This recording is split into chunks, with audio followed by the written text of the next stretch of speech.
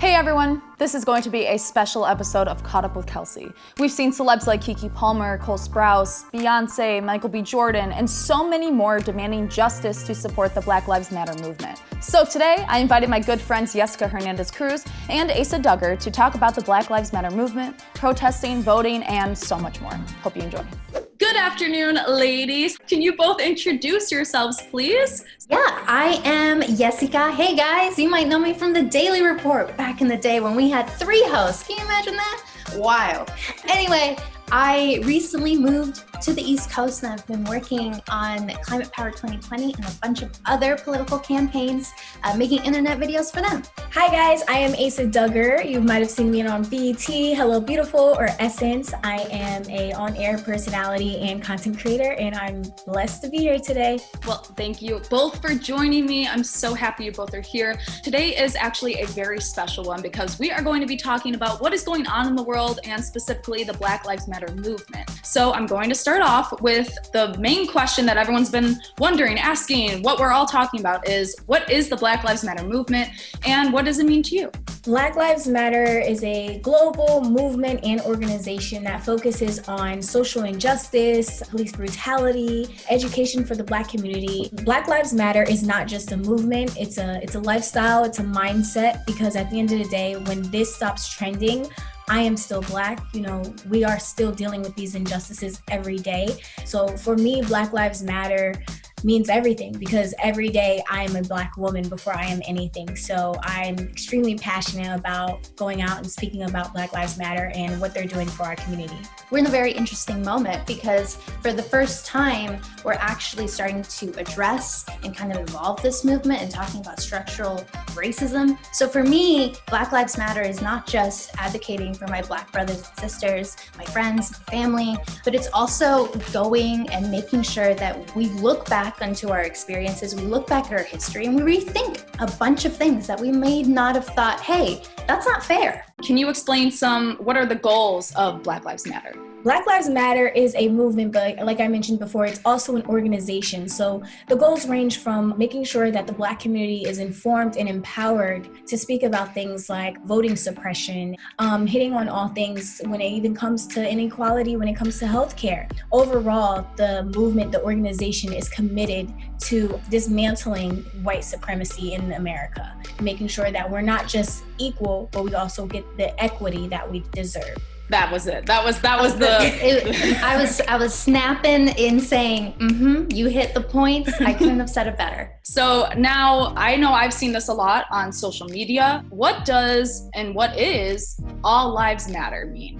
I've seen different ways of seeing this. I mean, it's very interesting because the phrase All Lives Matter, that makes sense, but that's not the same thing as Black Lives Matter. Because when somebody says, oh no, I broke my leg, you're not gonna say, hello, I also have 2 legs. I need to go to the doctor too. No. We gotta send the person who has 1 broken leg to the doctor because they need help. All lives can't matter until Black Lives Matter. We have to make sure we listen to who is hurting now. And who is hurting now is the Black community. And as Americans, as citizens, we should care about that. When we're saying Black Lives Matter, we are not saying or insinuating that other lives don't matter at all. We're not saying that we're superior. We're just saying we need help and we want others to come together to help us. Like Yessica said, all lives won't matter until Black Lives Matter.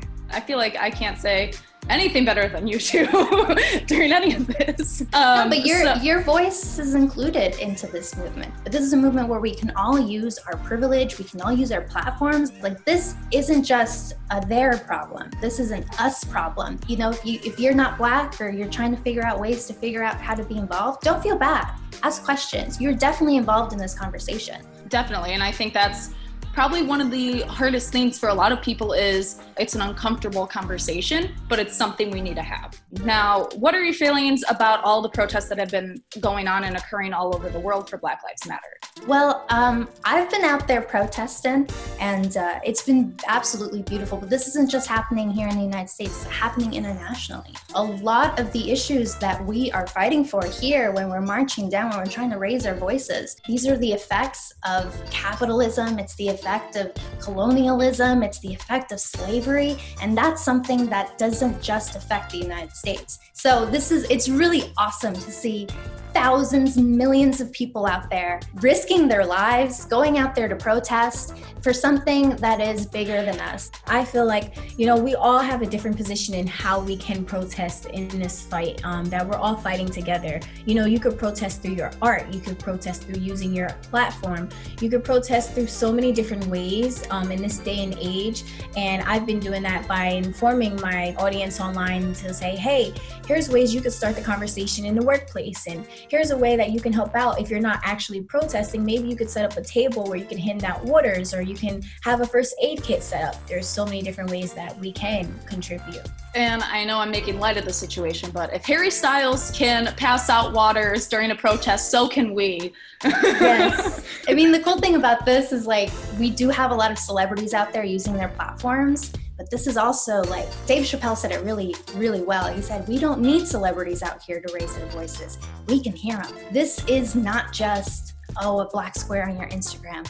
This is life-changing. I'm in an advantage. I'm a relatively healthy person, and I'm able to go risk my life out there. But if you are somebody who's, auto deficient, or someone who perhaps is in a household where it may be dangerous for you to go out where there's a bunch of people outside, there's other ways for you to feel involved in this conversation. There's this thing online called The Framework, people coming together to change the system. And they have different names like healers, storytellers, guides, builders, visionaries, frontline responders, experimenters, weavers, people that can say, hey, I know an activist over here, they need 10,000 followers so that they can get a lot of the benefits that Instagram provides. I'm gonna reach them over to this big influencer that's my friend. I'm gonna link them up and see if we can get them more followers. And there's different ways you can get involved without actually having to put your body out there. Some people may be afraid to go out to protest because they may feel like it's not their place, or they may feel uncomfortable with even saying Black Lives Matter. And I think that brings up the conversation of, is it rude for someone to call me Black? Should they call me Black, or should they call me African American? And I'd like to share that most of us prefer to be called Black. And the reason being is because most Blacks in America cannot trace their lineage back to a specific African country. So we consider ourselves Black because we've created our own culture here in America, our own music, our own experiences, our own food. We know that our roots are from Africa. We know that our ethnicity is African. However, we identify our race as Black, B with a capital B, because we're not going to continue to undermine Black people. When it even comes to writing, we're proud to say that we're Black. I'm Black and I'm proud. I love it. I feel like I can end it there. That was amazing. We're done. Bye. Yeah.